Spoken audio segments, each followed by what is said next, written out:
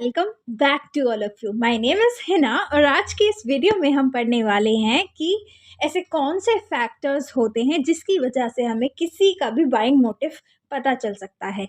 सामने वाले के बाइंग मोटिव को आइडेंटिफाई करने के लिए कौन से फैक्टर यूजफुल होते हैं। तो पहला है लिसन एंड ऑब्जर्व। सबसे पहले सेल्समैन को क्या करना है, चांस देना है। किसको? कस्टमर को बोलने का चांस देना है, उसको अच्छे से उसकी बातों को सुनना है, समझना है, ऑब्जर्व करना है पूरी तरह से अपने कस्टमर्स को। और ये कौन करेगा? सेल्समैन करेगा। तो जब वो अपने कस्टमर को सुनेगा, उसको पूरी तरह से ऑब्जर्व करेगा, तब वो उसके बाइंग मोटिव के बारे में पता लगा सकता है। बाइंग मोटिव किसे कहते हैं? वो रीज़न जिस वजह से कस्टमर सामान खरीदने आया है, उसकी एक वो वजह जिस वजह से वो सामान खरीद रहा है। तो पहला, हम बाइंग मोटिव कस्टमर का कैसे पता लगा सकते हैं? उसको अच्छे से सुन के और उसको ऑब्जर्व करके। दूसरा पॉइंट है using past experience and record. Salesman ने अपने करियर में, अपने पुरानी जर्नी में बहुत सारे कस्टमर्स के साथ डील की होगी, है ना? बहुत सारे कस्टमर्स को वो रोज़ अटेंड करता होगा, नया नया एक्सपीरियंस मिलता होगा। तो वो अपने पास्ट एक्सपीरियंस के बेस्ड पे अपने न्यू कस्टमर को डील कर सकता है। उसके पास जितनी भी अंडरस्टैंडिंग है, उसके पास जितनी भी स्किल्स हैं, किसके पास? सेल्समैन के पास। वो उसको अगर यूज़ करता है, अपने पुराने एक्सपीरियंस को यूज़ करता है, अपने पुराने रिकॉर्ड को यूज़ करता है, तो वो नए कस्टमर के बाइंग मोटिव को आइडेंटिफाई कर सकता है।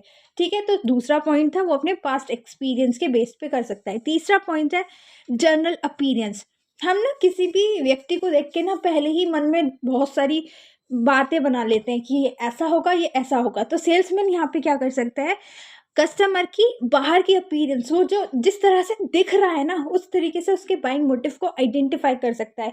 अगर कस्टमर बहुत ज़्यादा नीट, क्लीन और वेल ड्रेस है, उसने हायर क्वालिटी ऑफ शूज़ पहन रखे हैं, सुपीरियर क्वालिटी के शूज़ पहन रखे हैं, तो हो सकता है कि उसका जो मोटिव हो वो प्राइड हो, वैनिटी हो। मतलब वैनिटी मतलब घमंड, प्राइड मतलब अपने ऊपर प्राउड करवाना चाहता हो, जैसे कि अपना स्टेटस को बड़ा दिखाना चाहता हो, इस वजह से वो चीज़ें खरीदता हो।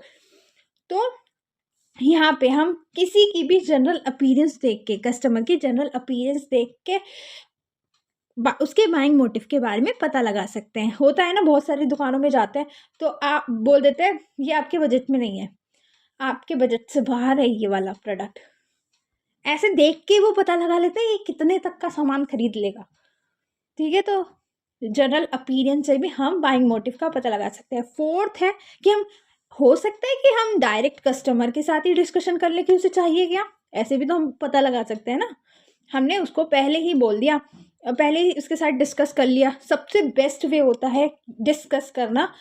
सेल्समैन और कस्टमर, देखो मैंने यहाँ बना रखा है, सेल्समैन और कस्टमर आपस में ही डिस्कस कर रहे हैं। डायरेक्ट डिस्कस कर रहा है सेल्समैन कस्टमर की नीड के बारे में कि उसे चाहिए क्या, उसे कैसा चाहिए। तो यहाँ से हम उसके बाइंग मोटिव को आइडेंटिफाई कर सकते हैं। पांचवा है nature of articles asked for. Articles मतलब चीज़ें, थिंग्स जो कस्टमर खरीदना चाहता है। ये देखो, फिफ्थ पॉइंट में सिर्फ इतना है कि जिस तरीके की कस्टमर इंक्वायरी कर रहा है, उस हिसाब से हम उसके बाइंग मोटिव के बारे में पता लगा सकते हैं। जिस आर्टिकल के बारे में वो पूछ रहा है ना सेल्समैन से, हम पता लगा सकते हैं अच्छा इसका बाइंग मोटिव ये होगा। फॉर एग्जाम्पल, अगर एक कस्टमर है, सस्ते गुड पूछ रहा है, सस्ते चीज़ें मांग रहा है और बार्गेनिंग कर रहा है, तो हो सकता है उसकी जो मोटिव हो ना वो इकोनॉमी हो, वो सस्ती चीज़ें चाहता हो।